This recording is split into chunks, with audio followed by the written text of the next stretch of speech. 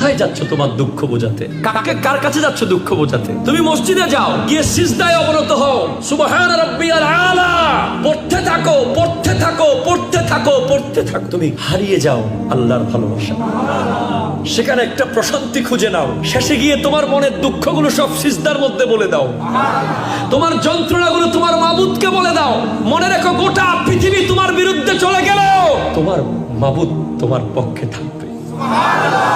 তিনি তোমাকে ছেড়ে কখনো যাবে না, কারণ তিনি তোমাকে সৃষ্টি করেছেন। মুমিনরা নামাজ তরক করতে পারে, মুমিনরা নামাজ তরক করতে পারে না। মুমিনরা নামাজের টাইমে গল্প করতে পারে না, মুমিনরা নামাজের টাইমে গেম খেলতে পারে না, মুমিনরা ফেসবুক ইউজ করতে পারে না নামাজের টাইমে। মুমিনদের কলব সব সময় মসজিদের সাথে অ্যাটাচ হয়ে থাকে, বিনিময়ে মসজিদের ভিতরেই মুমিনদের জানটা কবজ হয়।